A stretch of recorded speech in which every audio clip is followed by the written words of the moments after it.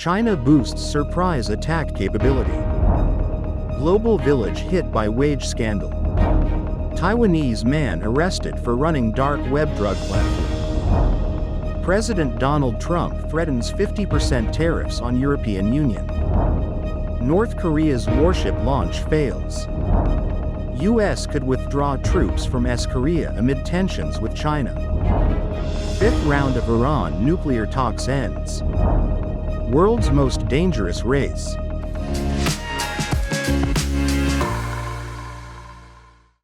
Hello everyone, I'm Oceana. Thank you for joining us on Funday News. It is Tuesday, May 27th, World Marketing Day, and here are your top stories. In local news, the Financial Times reports China's military has improved its ability to launch a surprise attack on Taiwan with faster air and missile operations, advanced rocket systems, and agile, amphibious, and airborne forces. A senior Taiwanese official says China can now shift from peacetime to wartime operations at any moment. Over 20 staff at Global Village Organization Language School's Taipei headquarters haven't been paid since April, with unpaid wages totaling over 1 million NTD. Taipei's Labor Department confirmed complaints and will impose fines. Some workers say only teachers and part-timers were paid, possibly to avoid class disruptions and due to lower costs. Several employees have quit and reported the issue. Lin Ruixiang, a 24-year-old NTU graduate and former Diplomatic Alternative Service member, was arrested by the FBI at New York's JFK airport. He allegedly ran Incognito, a dark web drug marketplace with 220,000 users, generating 100 million in illegal sales over 3 years. Taiwanese and U.S. authorities seized over 200 million NTD in assets linked to the case. Sentencing is set for September. And in global news, the European Union has pushed back against President Donald Trump's latest suggestion that he will impose a 50% import tariff on all EU goods, warning that transatlantic trade must be built on respect, not threats. The rebuke came after President Donald Trump said in a Friday post on his Truth Social platform that trade negotiations with Brussels were going nowhere, and suggested that he would slap a 50% blanket duty on all European goods entering the U.S. starting June 1st. But on Sunday, Trump announced that the new date for the tariff to go into effect would be July 9th, after he said Ursula von der Leyen, president of the European Commission, called him and requested that he push back the date.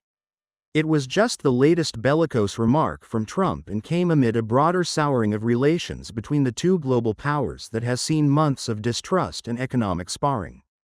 The EU, home to nearly 450 million people, is the world's largest trading bloc and one of Washington's top commercial partners. It exported more than $600 billion in goods to the U.S. last year while importing goods worth around $370 billion. North Korean authorities have detained 3 shipyard officials over the recent failed launch of a naval destroyer, an incident that leader Kim Jong-un said was caused by criminal negligence. The 5,000-ton class destroyer was damaged when a transport cradle on the ship's stern detached early during a launch ceremony attended by Kim at the northeastern port of Chongjin. Satellite imagery of the site showed the vessel laying on its side and draped in blue covers, with parts of the ship submerged. The vessel is North Korea's second known destroyer. The failed launch was subsequently an embarrassment to Kim, who is eager to build greater naval forces to counter what he calls U.S.-led military threats. The ship is North Korea's largest and most advanced warship, designed to carry various weapons, including nuclear missiles. Law enforcement authorities detained the chief engineer, the head of the hull construction workshop, and the deputy manager for administrative affairs at Chongjin Shipyard, whom they said were responsible for Wednesday's failed launch. North Korea denied the warship suffered major damage, saying the hull on the starboard side was scratched and some seawater had flowed into the stern section.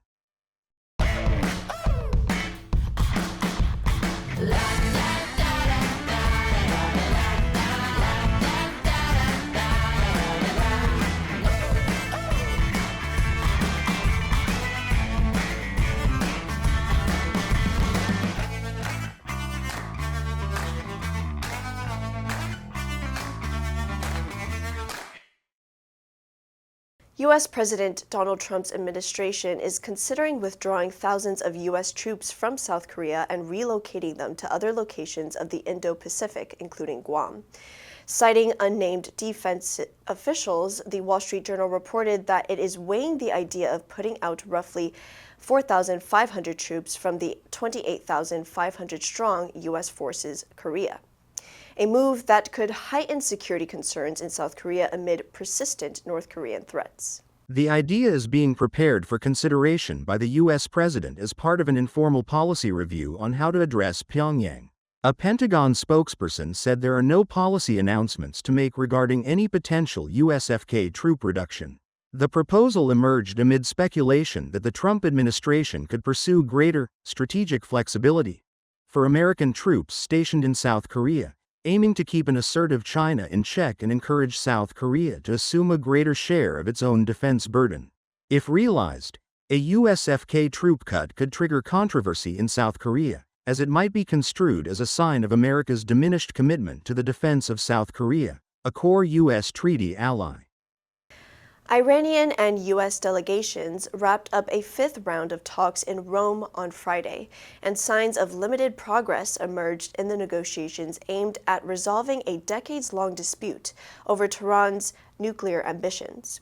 Despite both countries taking tough public stances ahead of the talks on Iran's uranium enrichment, Iranian Foreign Minister Abbas Araghchi said there was potential for progress after Oman made several proposals during the discussions. The talks lasted more than 2 hours and were conducted both directly and indirectly through Omani mediators.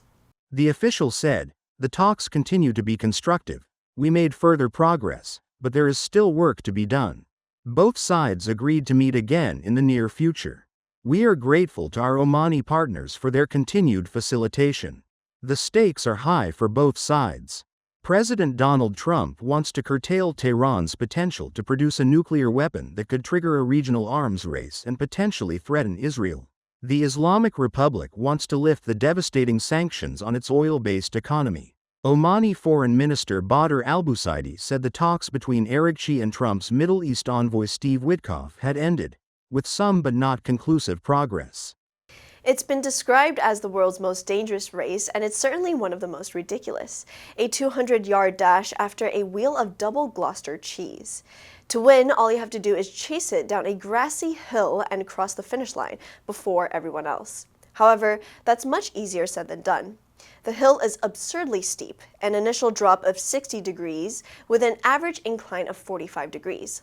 Looking down from the top, it initially seems like a sheer drop, and many runners have changed their minds at the last minute when they realize what they're in for. Nobody seems to know for sure how long they've been chasing cheese wheels down Cooper's Hill in the village of Brockworth in southwest England, but it first appeared in written records in 1826. It might have started as a pagan ritual to bless the farmers' crops, or perhaps they were originally rolling barrels down to test their integrity. A cooper is, after all, a barrel maker. But it's a tradition that the locals have fought to preserve, and it's one they are intensely proud of. And now, with the advent of the internet age, it's an event that has become truly international. Thousands of people flocked to the event in May, and winners have hailed from as far afield as New Zealand and Australia, Egypt, and the United States. The answer for yesterday was B, accessory. She wore a beautiful necklace and other matching accessories to the party. Did you answer correctly? Now let's delve into today's news. President Donald Trump threatens 50% tariffs on European Union. Number 1, rebuke. 指责, 责备. The teacher rebuked the student for being late to class. Number 2, bellicose. 好战的, 爱挑衅的. The politicians' bellicose speeches increased tensions between the two countries. Number 3, sour. 变酸, 恶化, 变坏. Their friendship began souring after the business deal fell through. Next, we have a multiple-choice question for everyone to practice. Which answer would you choose? You can write your answer in the comment section, and the correct answer will be announced tomorrow. This day is momentous as it represents the 1931 birth date of Philip Kotler, who is often considered to be the father of modern marketing. Also called the International Day of Marketing, this event was started in 2023 to shine a light on the profound impact and contribution that marketing makes to society today. And that's all for today's Funday News. Be sure to tune into Funday News from Monday to Friday and click the link below to join Funday for free. I'm your host, Oceana, and I'll see you next time.